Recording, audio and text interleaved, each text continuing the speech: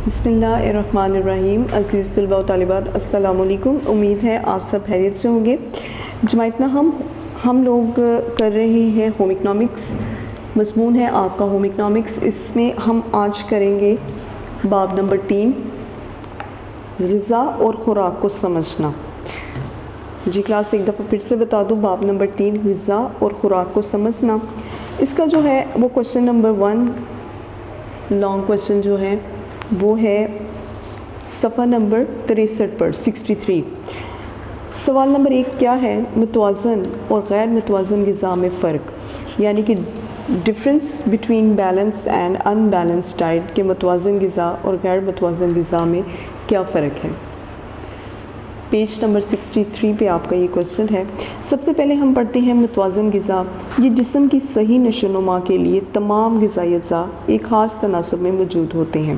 تو کہتے ہیں کہ جسم کی صحیح نشو و نما کے لیے جو ایک بیلنس ڈائٹ ہوتی ہے، اس میں جسم کی صحیح گروتھ کے لیے، صحیح نشو و نما کے لیے اس کے اندر ہر قسم کے غذائی اجزاء جو ہیں وہ ایک خاص مقدار میں، ایک خاص تناسب میں، ایک خاص مقدار میں موجود ہوتے ہیں۔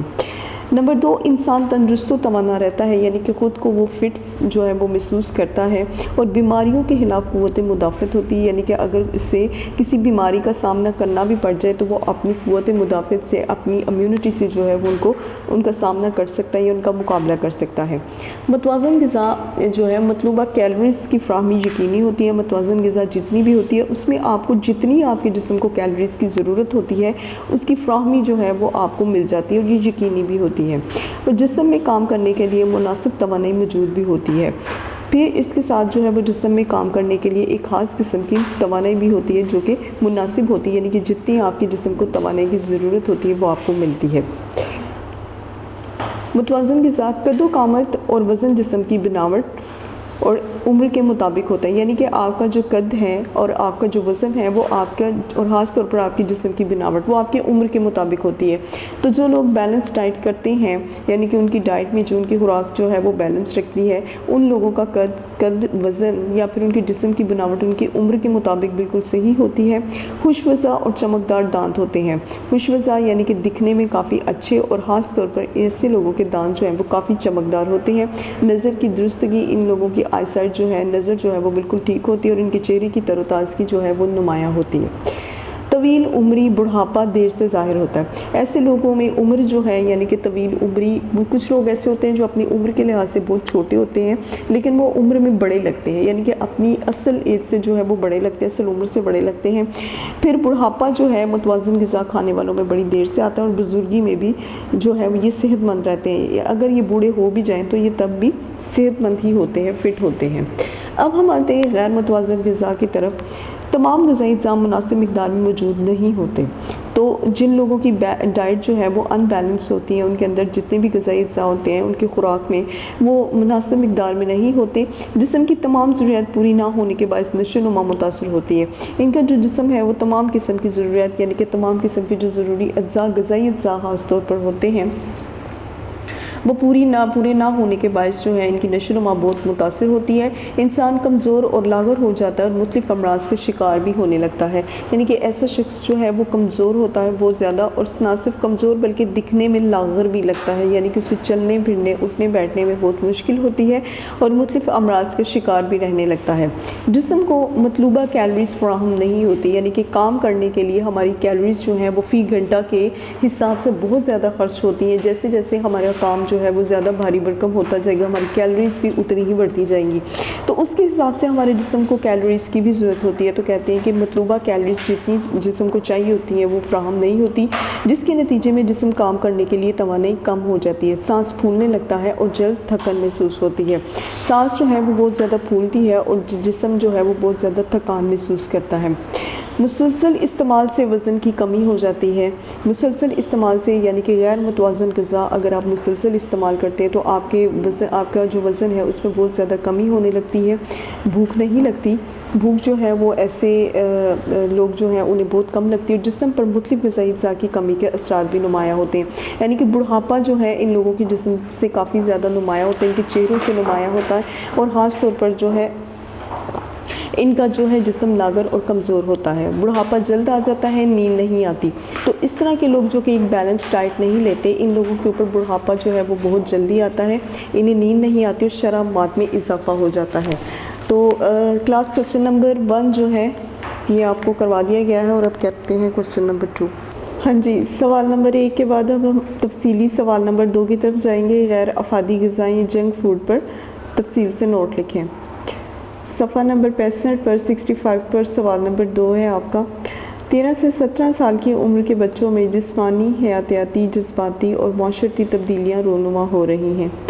13 سے لے کر 17 سال کی عمر کے بچے جتنے بھی ہیں، ان میں جسمانی، حیاتیاتی مطلب زندگی سے متعلقہ جتنی بھی ان کی نشو و نما یا پرورش ہے، جذباتی ان کے فیلنگز، اور معاشرتی تبدیلی یعنی کہ معاشرے میں رہنے کے مطابق جتنی بھی ان کی تبدیلیاں ہیں وہ سب جو ہیں وہ رونما ہو رہی ہیں، یعنی کہ نمایاں ہو رہی ہیں۔ اس عمر میں لڑکے اور لڑکیوں کی توانائی اور دیگر غذائی اجزاء کی ضروریات میں واضح اضافہ ہو جاتا ہے۔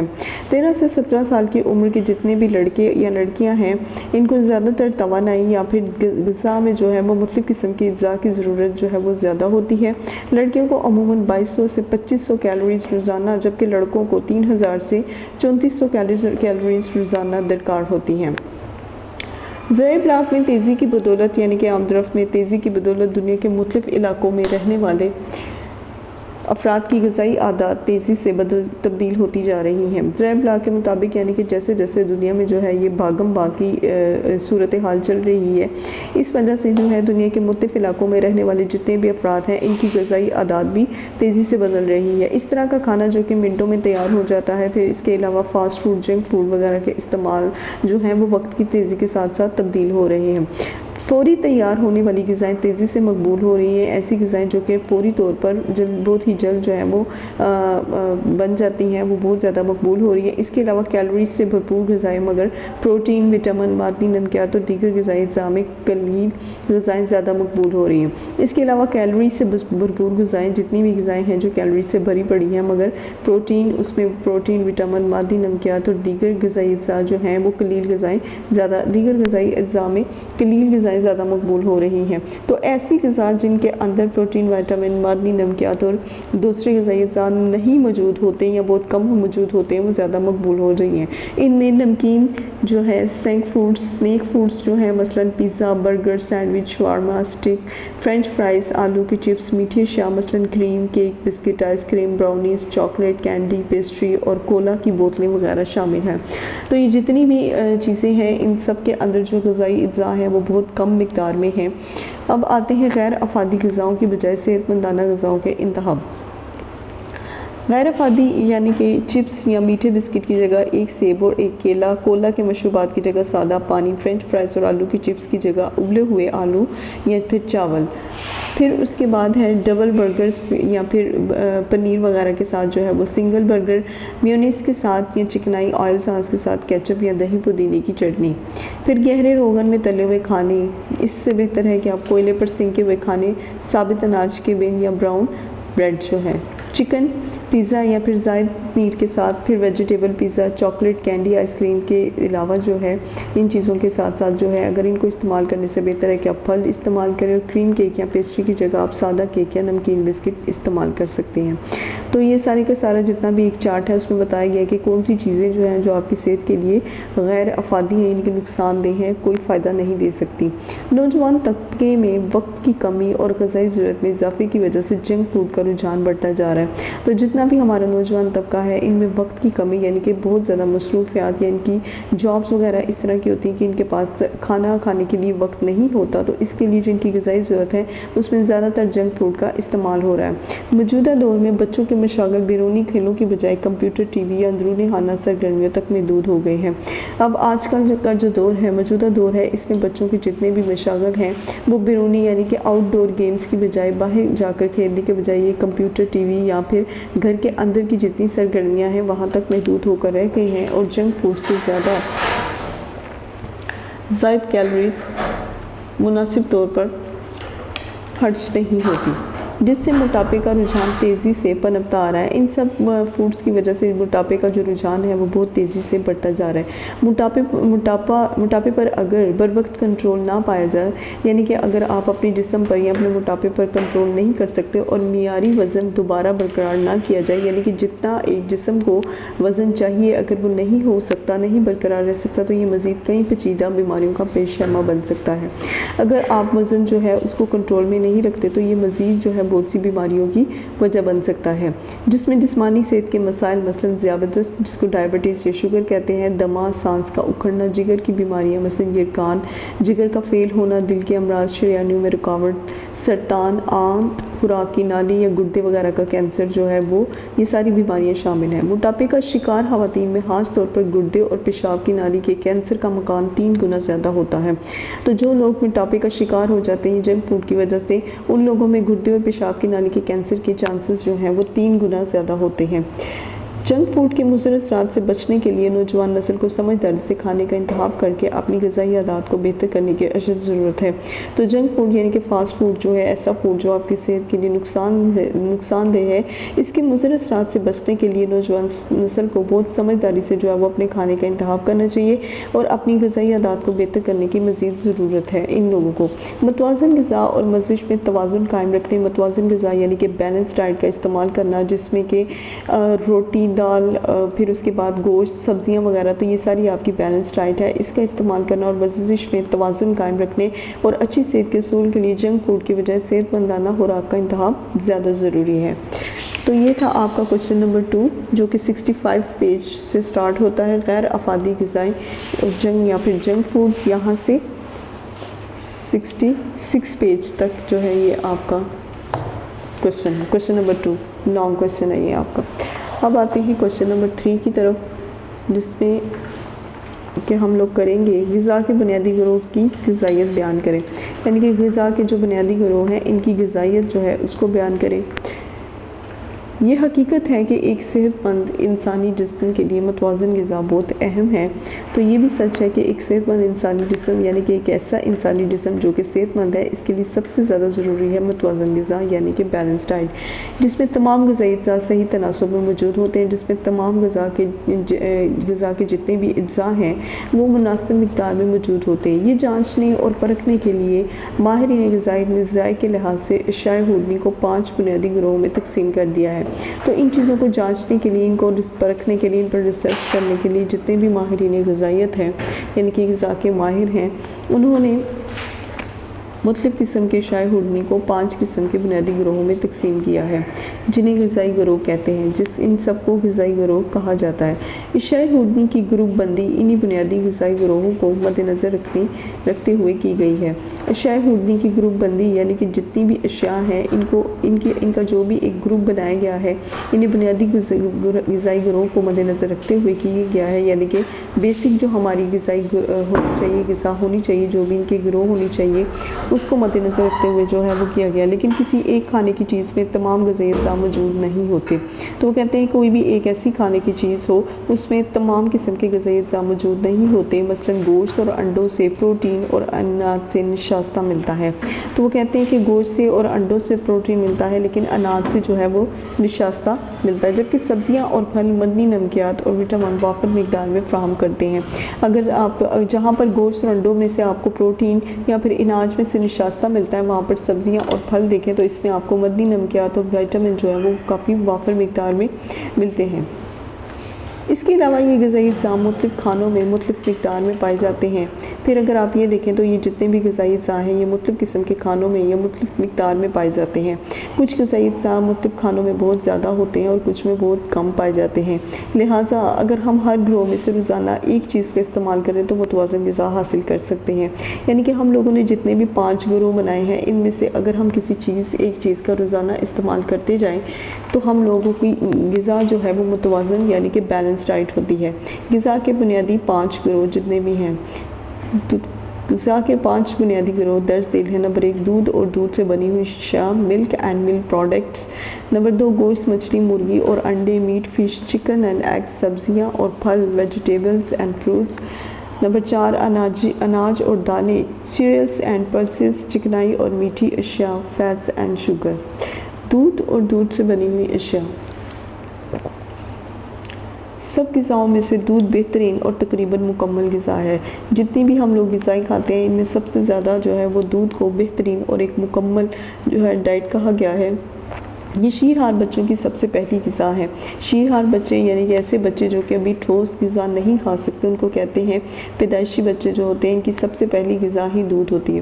زندگی کے ابتدائی چند مہینوں میں بچوں کو جو غذائی درکار ہوتی ہے وہ اس میں موجود ہوتی ہے۔ زندگی کے ابتدائی چند مہینوں میں یعنی کہ بچوں کے پیدا ہونے کے بعد انہیں کچھ ماہ تک جو ہے وہ اگر ایک غذا دی جاتی ہے مسلسل تو وہ صرف دودھ ہوتا ہے جو کہ غذائیت سے بھرپور ہوتا ہے، وہ اس میں موجود ہوتی ہے۔ بڑے ہونے پر بھی دودھ کی ضرورت برقرار رہتی ہے۔ تو کہتے ہیں کہ جب بچے بڑے ہو جاتے ہیں تب بھی انہیں جو ہے اس کی ضرورت برقرار رہتی ہے، کیونکہ اس میں اعلیٰ قسم کی پروٹین کثیر مقدار میں پائی جاتی ہے۔ تو اس میں سب سے زیادہ پروٹین جو ہے وہ پائی جاتی ہے جو زود ہضم بھی ہے، یعنی کہ جلد ہضم بھی ہو جاتی ہے۔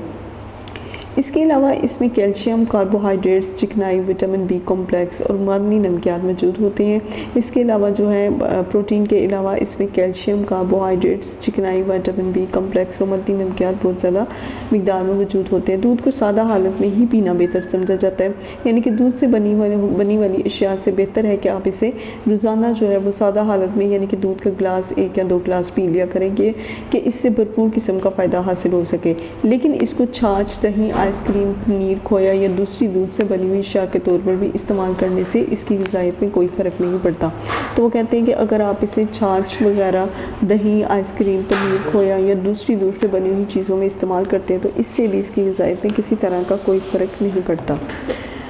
گوشت، مچھلی، مرغی اور انڈے۔